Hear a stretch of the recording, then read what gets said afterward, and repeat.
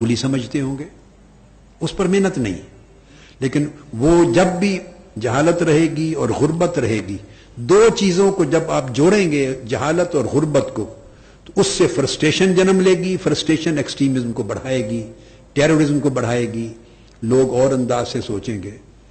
تو میں اس کو اس طریقے سے دیکھتا ہوں. جی ہاں،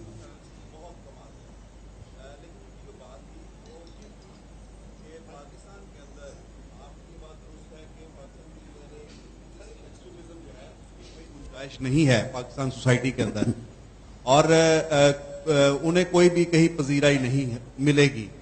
لیکن پاکستان کی جو مین سٹریم پالیٹکس ہے، بات اس کی ہو رہی تھی کہ اس میں اگر آپ مین سٹریم پارٹیز کو کنڈیم کریں گے، لوگوں کے آگے آپ انہیں ملعون کریں گے، ان کو لوگوں کے آگے لوگوں میں اگر آپ انہیں ان پاپولر کرنے کے لیے ان کے اوپر کرپشن کے الزامات عائد کر کے پولیٹیکل لیڈرشپ کو، پولیٹیکل پارٹیز کو، ایون پالیٹکس کو اگر آپ بدنام کریں گے، تو پھر کیا یہ سپیس انہیں نہیں ملے گا، یہ ویکیوم کریٹ نہیں ہوگا کہ جو ایکسٹریمسٹ ہیں وہ آپ کی مین سٹریم کے اوپر حاوی ہو جائے.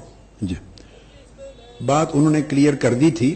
ایکچولی ایک سیکنڈ، میں سمجھ بھی گیا تھا جو بات آپ نے ایکسپلین کی نا. میں اس میں اسپیسیفکلی کر دوں جی کہ ایک دھرنا آپ نے دیا اسلام آباد میں، ایک آپ کے بعد ایک اور مذہبی جماعت گئی دھرنا دینے کے اب اللہ کے لیے ان دو کو تو نہ ملا. نہیں میں سر ایگزامپل دے نہیں، جب آپ ایک اور مذہبی جماعت تو آپ پھر رہ کے آ گیا. پھر آپ کہہ دیں ہم نے نہیں دیا تھا دھرنا، ہمیں معاف کر دیں. لیکن جس اگر آپ نے اس طرح جوڑنا ہے تو پھر تو اچھا. نوٹڈ آرڈر، سب نوٹڈ جی، آپ کا ایک بڑا نوبل کاز ہے. اور لیکن جس طریقے سے پھر سوسائٹی میں جو میرے سینئر میں سمجھ گیا، دیکھیں جس طریقے سے پولرائزیشن ہوئی سوسائٹی میں، اور جس طریقے سے ریلیجس ایکسٹریمزم کو استعمال کیا گیا، اب جب ہم پولیٹیکل لیڈرشپ کو آل ٹوگیدر ڈسکارڈ کر رہے ہیں تو اس کے بعد آپشنز میں یہ لوگ باقی آ رہے ہیں.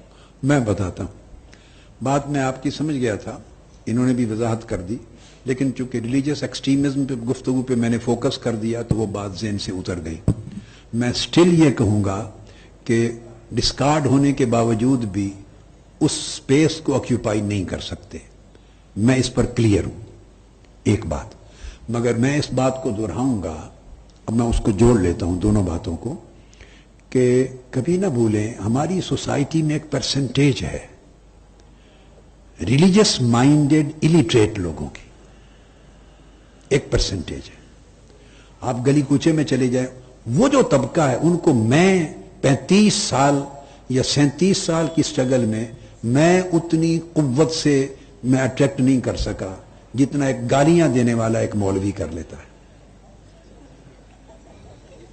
میری بات سمجھے نا؟ اس لیے کہ میں ویژن کی بات کرتا ہوں، وہ ویژن ان لوگوں کے بچوں کے جو سر کے اوپر نکل جاتا ہے.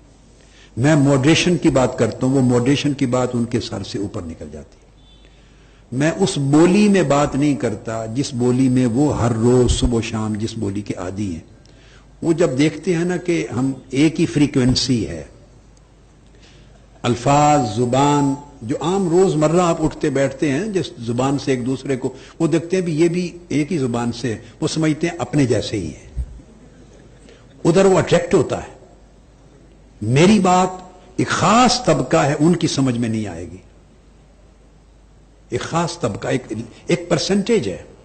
میں نے اس پوری سوسائٹی میں اٹریکٹ کیا. بیٹے اب یہ جو سوال ہیں یہ ایک بڑا اچھا سوال ہے، مگر آپ سب لوگوں کے لیے ایک گفتگو بھی ہو رہی.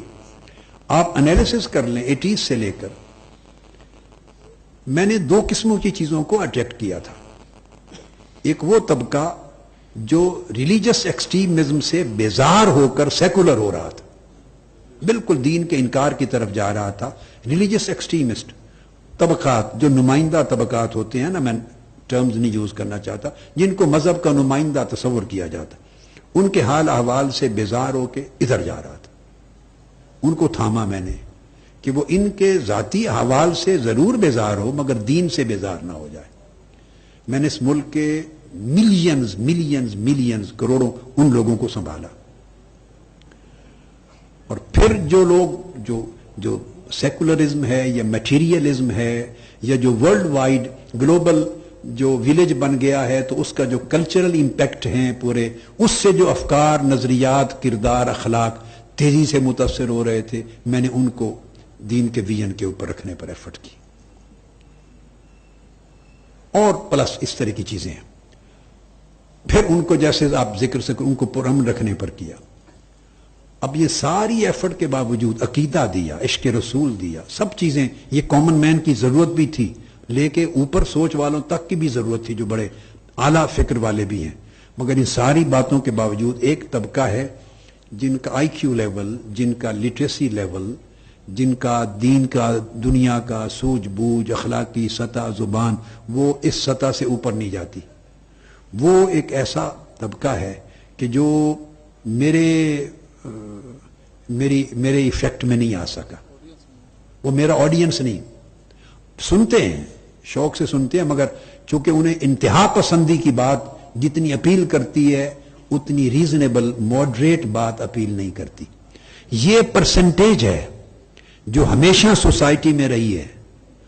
تو اگر لوگ اس کو ایڈریس نہیں کریں گے، ذمہ دار لوگ اچھے میکانزم کے ساتھ، اچھی اسٹریٹجی کے ساتھ، تو یہ طبقہ اپنی جگہ قائم رہے گا، اس نے ریڈیوس نہیں ہونا، اور جو فرسٹریٹ ہوں گے بے روزگاری کی وجہ سے، غربت کی وجہ سے، بے روزگار نہ ملنا، غربت ہے، جاب لیسنس ہے، مکان ہے، حالات، خرچے پورے نہیں ہوتے، انصاف نہیں ملتا، جو 10 15 20 دیگر اسباب اور وجوہ کی وجہ سے فرسٹریٹ ہوں گے، وہ فرسٹریٹ ہو کر اس طبقے میں نہ چاہتے ہوئے شامل ہوتے چلے جائیں گے۔